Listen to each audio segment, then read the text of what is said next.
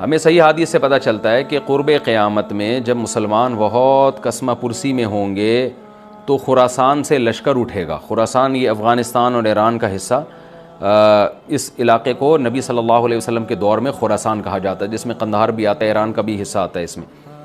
تو یہاں سے لشکر اٹھے گا، مجاہدین لڑیں گے، بہت بڑی تعداد میں دنیا میں جہاد ہوگا کہ مسلمان ظلم کی چکی میں پس کے تنگ آ چکے ہوں گے. تو تلاش کریں گے حضرت مہدی کو، کیونکہ حضرت مہدی وہ شخصیت ہیں جن پہ تمام نیک لوگ جمع ہو جائیں گے اور وہ مسلمانوں کی میدان جنگ میں کمانڈ کریں گے، جہاد میں کمانڈ کریں گے. تو ان کو بیت اللہ میں تلاش کیا جائے گا. وہ رسول اللہ صلی اللہ علیہ وسلم کی اولاد میں ہوں گے اور لوگ ان کو پہچان لیں گے، اہل اللہ پہچان کر ان کو اپنا امیر بنائیں گے اور ان کی قیادت میں پھر لڑائی اور جہاد شروع ہوگا. یاجوج ماجوج قیامت کی نشانیوں میں سے ایک بہت بڑی نشانی ہوگی، یعنی یہ اس بات کی علامت ہوگی کہ اب قیامت بہت قریب ہے. تو حضرت عیسیٰ ابن مریم علیہ السلام جب نازل ہوں گے، میں تھوڑی سی ترتیب بیان کر دیتا ہوں کہ کیونکہ بات یاجوج ماجوج کی چل رہی ہے تو اس سے منسلک جو واقعات ہیں جو اس دور میں ہوں گے وہ بھی میں اسی لیکچر کے ضمن میں بیان کر دیتا ہوں. وَكَانَ وَعْدُ رَبِّي حَقًّا، اور میرے رب کا وعدہ سچا ہے. وعدے سے مراد کیا ہے؟ دونوں مراد ہو سکتے ہیں، یا تو قیامت مراد ہو سکتی ہے کہ قیامت میں سب چیزیں ہی ٹوٹ جائیں گی، یا جو احادیث میں آیا ہے کہ جب یاجوج ماجوج قرب قیامت میں ظاہر ہوں گے تو وہ دیوار ختم ہو جائے گی، یا تو وہ مراد ہے. وَتَرَكْنَا بَعْضَهُمْ يَوْمَئِذٍ يَمُوجُ فِي بَعْضٍ، اور ہم ان میں سے بعض کو، یعنی جو یاجوج ماجوج ہیں ان میں سے بعض کو، یومئذ جس دن ایسا ہوگا، جس دن اللہ کا وعدہ آئے گا اور یہ دیوار ٹوٹے گی، یموج فی بعض، ہم ان کو ایسا کر دیں گے کہ یہ ایک دوسرے میں گھس رہے ہوں گے. یہ مضمون احادیث میں آیا ہے. دیکھیں قرآن میں اور احادیث صحیحہ میں جو یاجوج ماجوج اور اس دیوار کا ہمیں ملتا ہے نا، میں صرف اس کو آپ کے سامنے بیان کروں گا. باقی اس بارے میں ڈیٹیل میں آپ جائیں گے تو بہت کچھ آپ کو انٹرنیٹ پہ بھی مل جائے گا، مفسرین کی کتابوں میں بھی مل جائے گا، اور لوگوں کی اپنی اپنی تحقیقات ہیں، اپنے اپنے تبصرے ہیں. نہ میں ان تبصروں کو صحیح کہہ رہا ہوں نہ غلط کہہ رہا ہوں، کتابیں بھری ہوئی ہیں، وہ آپ جائیں پڑھیں اس کو. لیکن جتنی بات قرآن سے اور صحیح احادیث سے یاجوج ماجوج کے بارے میں ثابت ہوتی ہے، میں صرف اس کو آپ کے سامنے ابھی پیش کر رہا ہوں. پہلا عقیدہ تو یہ ثابت ہوتا ہے کہ یاجوج ماجوج ایک قوم ہے، انسان ہیں، وہ کوئی انسانوں کے علاوہ کوئی الگ مخلوق نہیں ہے، لیکن ہیں بڑے فسادی. دوسری بات یہ بہت قدیم ہے. ذوالقرنین جب گئے تو اس سے پہلے کی یہ قوم ہے اور زمین میں پہلے سے فساد مچا رہی ہے، لیکن بہت زیادہ ان کی کثرت نہیں تھی جتنی کثرت قرب قیامت میں ہوگی، کیونکہ نسل ان کی بہت تیزی کے ساتھ بڑھ رہی ہے. تیسری بات یہ ہے کہ اللہ نے ان کو دنیا کے کسی حصے میں رکھ کے چھپا دیا ہے. چھپایا اس لیے ہے کہ ان کے ظاہر ہونے کا ایک ٹائم ہے، اور وہ ہے حضرت عیسیٰ علیہ السلام کا دور. حضرت عیسیٰ ابن مریم کے دور میں یاجوج ماجوج ظاہر ہوں گے. تو اسی کو آپ چوتھا پوائنٹ بھی کہہ سکتے ہیں. تیسرا پوائنٹ کیا ہو گیا کہ ان کو چھپا دیا گیا ہے. لہذا یہ جو لوگ کہتے ہیں نا یاجوج ماجوج دریافت ہو گئے ہیں فلاں جگہ ہیں فلاں جگہ ہیں، تو بھائی ہمیں جب ایک چیز چھپا دی گئی ہے اور ایک ٹائم بتا دیا گیا ہے کہ اس ٹائم پہ ظاہر ہوں گے، تو اس سے پہلے وہ دریافت ہو ہی نہیں سکتے. پہلے دریافت ہو گئے تو اس کا مطلب نبی صلی اللہ علیہ وسلم کی گویا پیشگوئی غلط ہو گئی. تو جو جس کا ٹائم ہے اسی ٹائم پہ وہ ظاہر ہوں گے. چوتھی بات میں نے جیسے بتائی کہ حضرت عیسیٰ علیہ السلام کے دور میں وہ ظاہر ہوں گے. پانچویں بات، صحیح حدیث سے یہ بات ثابت ہے کہ یاجوج ماجوج وہ جو دیوار بنی تھی اس کو چاٹتے رہتے ہیں، ختم کرتے ہیں. اب چاٹنا کا جو لفظ حدیث میں ہے اس سے مراد زبان سے چاٹنا بھی ہو سکتا ہے اور یہ کنایا بھی ہو سکتا ہے کہ اس کو ختم کرنے کی کوشش میں لگے ہوئے ہیں.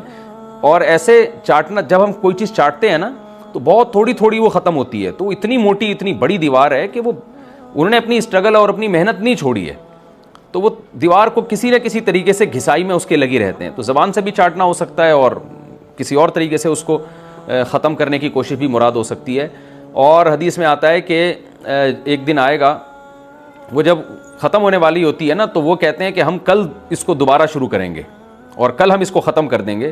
لیکن وہ اللہ تعالیٰ اپنی قدرت سے دوبارہ اس دیوار کو اتنا ہی موٹا کر دیتے ہیں جتنا ذوالقرنین نے کیا تھا. تو قرب قیامت میں جب حضرت عیسیٰ علیہ السلام کا ظہور ہوگا تو وہ یہ کہیں گے ہم انشاءاللہ اس کو کل ختم کریں گے. تو انشاءاللہ کا لفظ جب استعمال کریں گے، کیونکہ وہ قوم ہے کافر، وہ اللہ پہ اعتماد کرنا، اللہ پہ توکل کرنا یہ چیز نہیں ہے.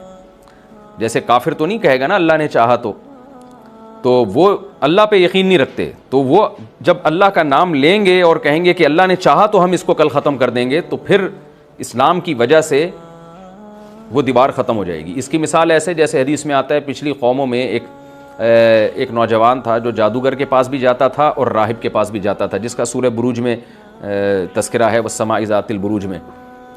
تو جب وہ نوجوان پکڑا گیا، وہ مسلمان ہو گیا تھا، بادشاہ نے اس کو بھیجا تھا جادوگر کے پاس کہ جادو سیکھے، لیکن وہ راہب کے پاس جاتا، عیسائیت سیکھی اس نے اور نیک مسلمان بن گیا۔ تو بادشاہ نے اس کو قتل کرنے کی حتی الامکان کوشش کی، مگر وہ قتل نہیں ہو پا رہا تھا۔ بادشاہ نے اس کو پہاڑ پہ بھیجا اپنے سپاہیوں کو لے کے کہ پہاڑ سے لے جا کے اس کو گرا دو، لیکن اللہ نے مدد کی کہ وہ سپاہی گر گئے، یہ بچ گیا۔ بادشاہ نے حکم دیا اس کو سمندر میں لے جا کے غرق کر دو، وہ سارے سپاہی غرق ہو گئے، یہ بچ گیا۔ تو کسی بھی طرح سے اس کی قتل کی کوششیں کامیاب نہیں ہو رہی تھیں، تو اس نے بادشاہ سے کہا کہ تو اگر مجھے قتل کرنا چاہتا ہے نا تو چوک پہ کھڑا کر کے تیر مجھے مار اور کہے کہ بسم اللہ وربی ھذا الغلام، اس نوجوان کے رب کے نام سے میں اس کو قتل کرتا ہوں، تو اللہ کا نام لے کے مجھے مارے گا تو میں قتل ہو جاؤں گا۔ نوجوان یہ قربانی اس لیے دے رہا تھا کہ بادشاہ جب پوری پبلک کے سامنے اللہ کا نام لے گا تو لوگوں کو یقین آ جائے گا کہ بھئی اللہ کا نام لینے سے تو کام ہو گیا، اور اللہ کا نام لیے بغیر کام نہیں ہو رہا تھا۔ تو جو بادشاہ اللہ کو مانتا نہیں تھا آج اس کو بھی اللہ کا نام لینا پڑا ہے۔ تو نوجوان نے یہ قربانی اس لیے دی کہ بادشاہ جب اللہ کا نام لے گا لوگوں کو اللہ کی ذات پہ یقین آئے گا اور لوگ مسلمان ہو جائیں گے، عیسائیت کو قبول کر لیں گے۔ تو اس نوجوان نے یہ قربانی دی اور بادشاہ نے اللہ کا نام لے کے جب تیر مارا تو وہ نوجوان شہید ہو گیا، اور لیکن پورا ملک مسلمان ہو گیا، عیسائیت قبول کر لی۔ اور سورہ بروج میں پھر اللہ نے ان کا تبصرہ کیا، ان کا واقعہ بیان کیا ان کے بارے میں کہ کیسے بادشاہ نے خندقیں کھود کھود کے پوری قوم کو جو ہے وہ جو دین سے پیچھے نہیں ہٹے ان کو کس طرح سے آگ میں پھینک دیا ان سب کو۔ تو اس سے پتہ چلتا ہے کہ کافر بھی بعض دفعہ جب اللہ کا نام لیتا ہے نا تو اس کو دنیاوی فائدہ ہو جاتا ہے۔ تو یاجوج ماجوج بھی تنگ آ کر پھر اللہ کا نام لیں گے اور کہیں گے اللہ نے چاہا تو ہم اس دیوار کو کل ختم کر دیں گے، اور بالآخر وہ دیوار ختم ہو جائے گی۔ پھر قرآن کے الفاظ ہیں آگے کہ جب یہ دیوار ختم ہوگی وَتَرَكْنَا بَعْضَهُمْ يَوْمَئِذٍ، اچھا ہاں میں بتا رہا تھا کہ حدیث سے کیا پوائنٹ پتہ چلتے ہیں، تو یہ 5 پوائنٹ ہو گئے۔ چھٹا پوائنٹ یہ کہ حضرت عیسیٰ ہی کے دور میں یہ کسی وبا کے ذریعے ہلاک ہو جائیں گے۔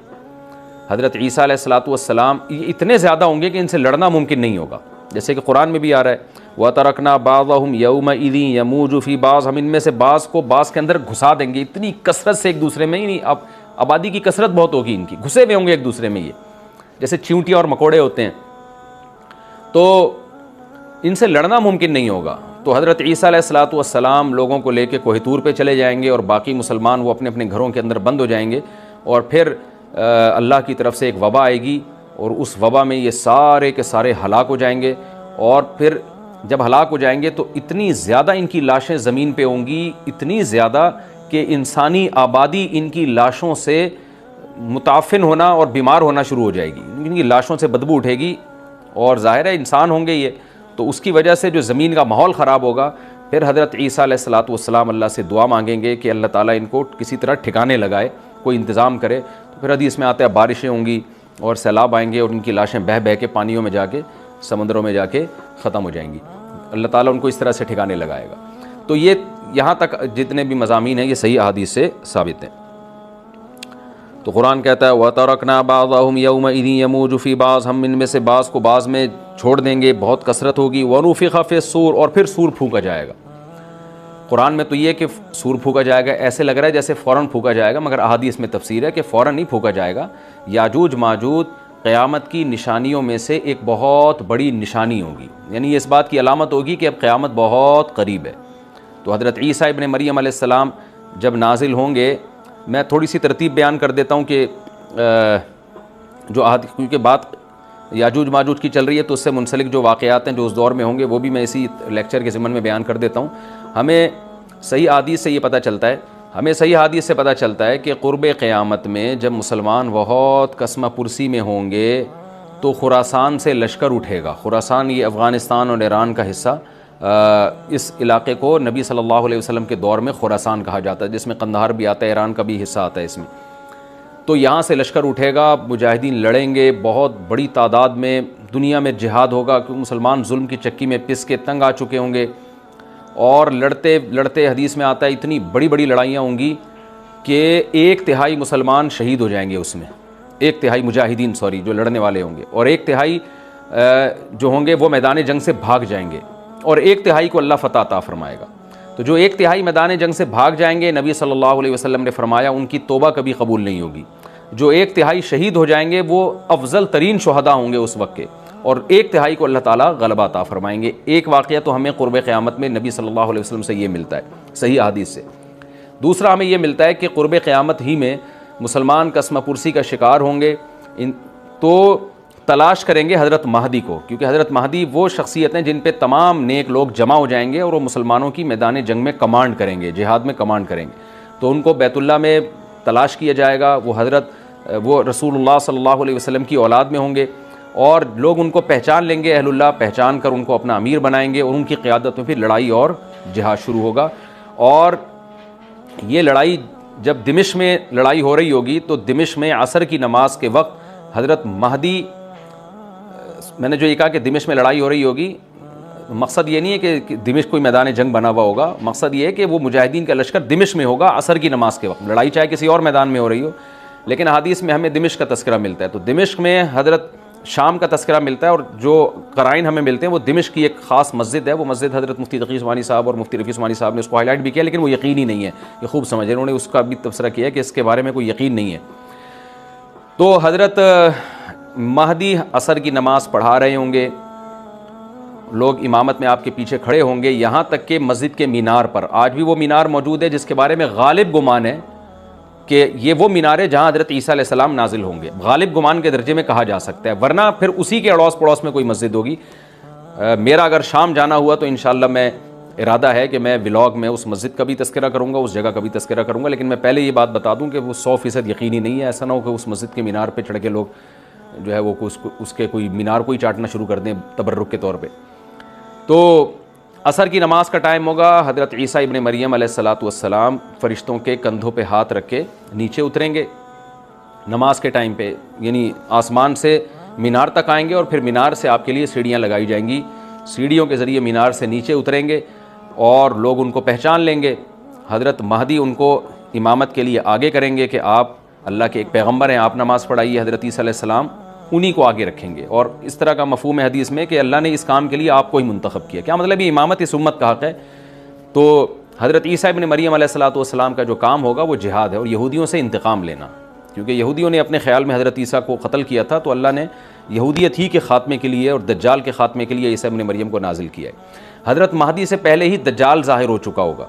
دجال کے بارے میں حدیث میں آتا ہے کہ ہر پیغمبر نے اپنی امت کو دجال کے فتنے سے ڈرایا ہے. اچھا، یہ دجال ایک ایسی شخصیت ہے جس کا یہودی انتظار ہم سے زیادہ کر رہے ہیں، کیونکہ یہودی اس کو اپنے لیے نجات دہندہ سمجھتے ہیں. جبکہ حدیث میں آتا ہے کہ دجال کانا ہوگا اور اس کا خدائی کا دعویٰ ہوگا. اس کے پاس کچھ ایسی طاقتیں ہوں گی کہ مردے کو زندہ کر دے، زندہ کو مار دے. ایک طرف اس کے باغ ہوگا، ایک طرف اس کے آگ ہوگی. جو اس پر ایمان لائے گا اس کو باغ میں داخل کرے گا، اور جو اس پر ایمان نہیں لائے گا اس کو آگ میں داخل کرے گا. اور رسول اللہ صلی اللہ علیہ وسلم نے فرمایا اس کی جو آگ ہے حقیقت میں وہ جنت کا باغ ہوگا، اور اس کا جو باغ ہے حقیقت میں وہ جہنم کی آگ ہوگی. تو جو نبی کی باتوں پہ یقین کرتے ہیں وہ دجال کے فتنے سے محفوظ رہیں گے. اور حدیث میں سورہ کہف کی بھی تلاوت کا حکم ہے. جمعے کے دن جو کہف کی تلاوت کرتا ہے اللہ اس کو دجال کے فتنے سے محفوظ رکھتا ہے. اب آپ دیکھیں یہ سورہ کہف میں ہی قیامت کی علامات کا تذکرہ ہے نا، تو شاید اسی وجہ سے کیونکہ جو سورہ کہف پڑھتا رہے گا وہ یاجوج ماجوج کے واقعات بھی پڑھتا رہے گا اور اللہ کی قدرت کے واقعات بھی پڑھتا رہے گا. تو دجال کے فتنے سے اللہ اس کو اس برکت سے بچا کے رکھیں گے، فتنے سے محفوظ رکھیں گے. تو وہ ایسی طاقتیں دکھائے گا، بے وقوف لوگ اس پہ ایمان لے آئیں گے. حدیث میں آتا ہے کہ کانا کبھی بھی خدا نہیں ہو سکتا، یعنی اس کی تو ایک آنکھ ہوگی نہیں، لیکن بے وقوف لوگ اس کے یہ کچھ ظاہری کمالات دیکھیں گے، یہ نہیں دیکھیں گے کہ یہ تو شکل بھی اس کی اچھی نہیں ہے. یعنی خدا کم از کم جمال والا ہوتا ہے نا، یہ تو ہے بھی کانا. اور اس کے بڑا بڑا کافر بھی لکھا ہوا ہوگا واضح طور پر، جس سے پتہ چلے گا. لیکن احمق اور بیوقوف لوگ جیسے روحانی عاملوں کو کچھ شعبدے دیکھ کر ان پہ سے متاثر ہو جاتے ہیں نا، روحانی عاملوں کے شعبدے دیکھ کے، تو ایسے ہی دجال کے شعبدے دیکھ کے متاثر ہوں گے. تو بہت لوگوں کو، خلقت کو، بہت بڑی امت کو گمراہ کرے گا دجال. اہل اللہ کو اللہ تعالیٰ اس کے فتنے سے محفوظ رکھے گا. پھر حضرت عیسیٰ ابن مریم جب نازل ہوں گے تو وہ دجال کو قتل کریں گے. حدیث میں آتا ہے کہ نیزے کے ذریعے گھوڑے پہ بیٹھ کے قتل کریں گے. علماء نے اس حدیث کا دو مطلب بیان کیے ہیں کہ یا تو اس کا مطلب یہی ہے کہ واقعی گھوڑے پہ بیٹھیں گے، نیزہ استعمال کریں گے، اور زمین جو ہے وہ اتنی پہلے اس سے جنگیں ہو چکی ہوں گی کہ لوگ دوبارہ تلواروں گھوڑوں کی طرف آ جائیں گے. اس بات کا امکان ہے، ہر ملک ایٹمی طاقت بن چکا ہے. تو اگر یہ ایٹم بم سارے ملک آپس میں چلا دیں تو ہم دوبارہ گدے گھوڑوں والی زندگی پر آ جائیں گے. ٹیکنالوجی ساری تباہ و برباد ہو جائے گی، انسان کی ترقی. تو اس بات کا بھی امکان ہے کہ کوئی اس سے پہلے ہو سکتا ہے کوئی ایسی جنگ عظیم ہو کہ انسانیت دوبارہ پہاڑوں پتھروں کے دور میں آ جائے. لیکن ظاہر یہ معلوم ہوتا ہے کہ رسول اللہ صلی اللہ علیہ وسلم نے جو کلام کیا ہے، ظاہر ہے اس دور کے لحاظ سے جو لوگوں کے جہاں تک جو لوگوں کی مینٹل اپروچ ہے وہاں تک تو نبی صلی اللہ علیہ وسلم میزائل یا اور ٹینکوں کا تذکرہ کرتے تو کیا سمجھ میں آتا؟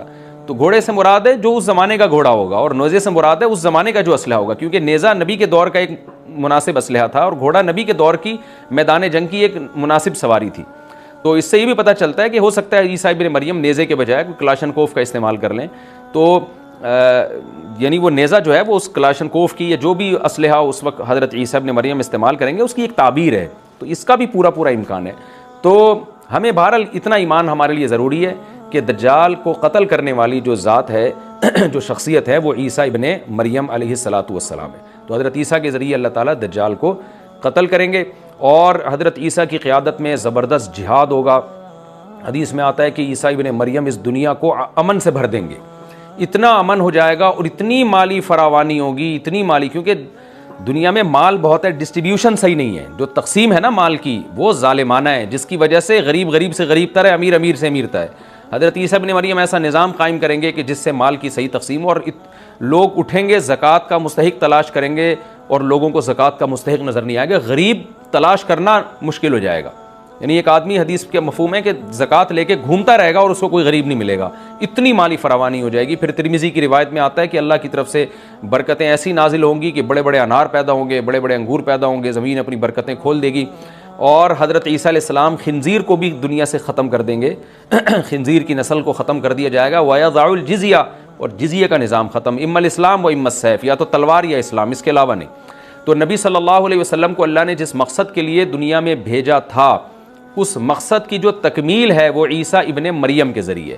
باقی اس میں حکمتیں کیا ہیں اس پر میرے الگ سے بیانات موجود ہیں کہ اللہ نے حضرت عیسیٰ ابن مریم کا انتخاب کیوں کیا اس کام کی تکمیل کے لیے، اسی امت میں کوئی کیوں منتخب نہیں کر لیا، یا یہ کہ پیغمبر صلی اللہ علیہ وسلم ہی کے ذریعے پوری دنیا میں اسلام کو غالب کر دیا جاتا، اس میں کیا حکمتیں ہیں، اس پر میرے الگ سے بیانات موجود ہیں۔ ابھی تو میں کوشش کرتا ہوں کہ تفسیر سے میں جو ٹو دا پوائنٹ بات ہے اس سے یہاں اس لیکچر میں نہ ہٹوں۔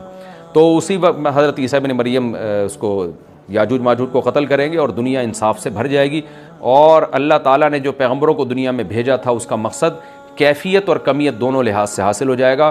اس کے بعد پھر آہستہ آہستہ دنیا میں زوال شروع ہوگا، اور پھر جب پوری دنیا کے لوگ زوال کا شکار ہوتے ہوتے کفر کی طرف جائیں گے، گناہوں کی طرف، اور حدیث میں آتا ہے جب تک ایک شخص بھی اللہ کا نام لینے والا ہوگا اس دنیا پر قیامت نہیں آئے گی، یہاں تک کہ آخری شخص جب دنیا سے اٹھے گا جو اللہ کا نام لیا کرتا تھا، تو اس کے بعد اللہ تعالیٰ سور پھونکیں گے، جبریل کو حکم دیں گے سور پھونکنے کا، اور اس دنیا کو تباہ و برباد کر دیا جائے گا۔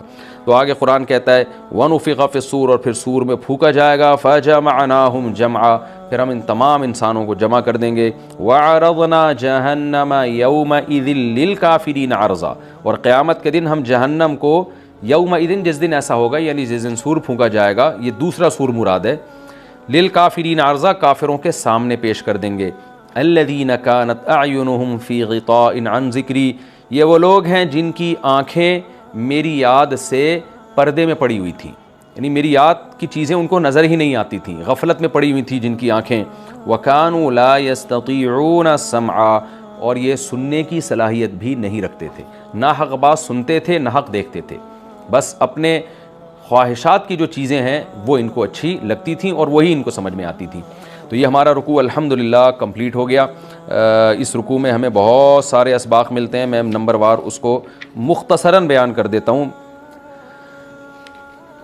پہلی بات تو یہ کہ دیکھیں اللہ تعالیٰ نے کیسے کیسے بادشاہ دنیا میں بھیجے ہیں اور کتنے پاورفل بادشاہ۔ حضرت ذوالقرنین کا نام ہی قرن والا، دو کناروں والا، زمین کے بہت بڑے حصے کو حضرت ذوالقرنین نے فتح کیا، اور اللہ کے نیک بندے کیسے اللہ کے راستے میں لڑتے رہے ہیں۔ تو یہ جو لوگ بیٹھ جاتے ہیں نا بس عبادت کرو اور لڑائی وڑائی اسلام میں ہے ہی نہیں، یہ دنیا میں کوئی بھی عقل مند اس نظریے کا حامی نہیں ہوگا۔ تو طاقت اور قوت کی اسلام میں بہت زیادہ اہمیت ہے۔ اس سے ہمیں یہ بھی پتہ چلتا ہے کہ اپنے ملک کی، خاص طور پر اسلامی ملک کی جو فوجی قوتیں ہیں، جو فوجی طاقتیں ہیں، ان کی ہمیں قدر کرنی چاہیے، کیونکہ اگر کوئی بھی ملک عسکری لحاظ سے کمزور ہو جائے، کیونکہ اللہ تعالیٰ تو جو عسکری لحاظ سے طاقتور قومیں تھیں اللہ نے ان کا کتنا تذکرہ کیا، ہاں وہ اللہ کے باغی نہ ہوں۔ تو اسلامی ملک میں کوئی بھی اسلامی کنٹری ہے، چاہے سعودی عرب ہے، چاہے پاکستان ہے، چاہے ترکی ہے، کوئی بھی اسلامی کنٹری ہے، اس کی فوج کی قدر کرنی چاہیے، کیونکہ اسی کی وجہ سے ملک کا بارڈر محفوظ ہوتا ہے۔ اگر مسلمان عسکری لحاظ سے کمزور ہونا شروع ہو جائیں تو کافر ہمیں گاجر مولی کی طرح کاٹنا شروع کر دیں، اسلام دشمن قوتیں ہمیں کھا جائیں، ختم کر دیں ہمیں کھا کے. تو نیک قوتوں کو اپنی بقا کے لیے ہمیشہ سے ایک اسلحے کی اور طاقت کی ضرورت رہتی ہے. اس کی اہمیت اسلام میں بہت زیادہ ہے. موسیٰ علیہ الصلوۃ والسلام کے بعد کتنے بڑے بڑے جنگی کمانڈر پیدا ہوئے. ذوالقرنین کا اللہ نے کیسا تذکرہ کیا. ذوالقرنین کی عبادت کا کہیں بھی تذکرہ نہیں، حالانکہ وہ بڑے عبادت گزار بھی تھے. داؤد علیہ السلام کی عبادت کا تذکرہ بھی ہے، ان کی تلوار اور طاقت کا تذکرہ بھی ہے. تو اللہ تعالیٰ جہاں عبادت کا تذکرہ کرتے ہیں تو طاقت اور قوت کا بھی تذکرہ کرتے ہیں. اس سے عسکری لحاظ سے اپنے آپ کو مضبوط کرنے کی اہمیت کا ہمیں پتہ چلتا ہے کہ اسلام میں اس کی بڑی اہمیت ہے. کسی بھی اسلامی ملک کی فوج کا مورال کسی بھی لحاظ سے ڈاؤن نہیں ہونا چاہیے، اور عسکری لحاظ سے وہ کسی بھی لحاظ سے کمزور نہیں ہونی چاہیے. اور اس کو چاہیے کہ اعدوا لهم ما استطعتم من قوہ پر عمل کرے، کہ قرآن کہہ رہا ہے روز بروز اپنی طاقت اور قوت میں اضافہ کرنے کی کوشش کرو. اس سے مسلم قوم کو کبھی بھی غافل نہیں ہونا چاہیے، اور کوئی بھی ایسا کام جس سے مسلمان قوتیں اور طاقتیں کمزور ہونا شروع ہو جائیں، اس کام سے ہمیں بچنا چاہیے. دوسری بات ہمیں یہ پتہ چلی کہ اللہ تعالیٰ نے اہل اسلام کے ذمے پوری دنیا کی ذمہ داری لگائی ہے، کسی ایک ملک کی نہیں. جتنے بھی پیغمبر آئے ہیں جب وہ دنیا فتح کرنا شروع کی ہے تو کہیں رکے نہیں ہیں وہ کہ بھئی یہاں تک، اس سے آگے نہیں جانا. ان کی صلاحیت ہی ختم ہو گئی ہو، وسائل ہی ختم ہو گئے ہوں تو الگ بات ہے. تو پوری دنیا ہے جس میں اللہ کے دین کو غالب کرنا ہے. اب اس کا طریقہ کیا ہوگا؟ ظاہر ہے جو جس زمانے میں سوٹیبل طریقہ ہو وہ اختیار کیا جائے گا.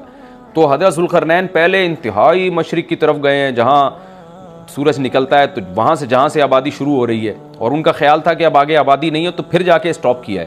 مغرب میں بھی ایسے ہی، شمال میں بھی ایسے ہی. تو ہمیں جب دیکھتے ہیں کہ جب صحابہ کرام نے دنیا فتح کرنا شروع کی ہے تو ہمیں مسلمان کمانڈروں میں بھی ایسے واقعات ملتے ہیں کہ وہ علاقے فتح کرتے کرتے سمندر کے کنارے پہنچے اور انہوں نے سمندر کو دیکھ کے کہا کہ تیرے آگے بھی آبادی ہوتی نا تو ہم اللہ کا کلمہ وہاں بھی بلند کرتے. تو یہ دور تھا مسلمانوں کا، اور یہ عیسیٰ ابن مریم دوبارہ پھر وہی کریں گے، پوری دنیا کو فتح کریں گے. تو حضرت ذوالقرنین کے اس واقعے سے پتہ چلتا ہے کہ پوری دنیا کی ذمہ داری اللہ نے ہمیشہ سے اہل اللہ پہ لگائی ہے، اور وہ پوری دنیا میں اللہ کے دین کو غالب کرنے کی کوشش میں ہمیشہ سے لگے رہے ہیں. تیسری بات ہمیں پتہ چلتی ہے کہ اسباب اور وسائل کی اہمیت.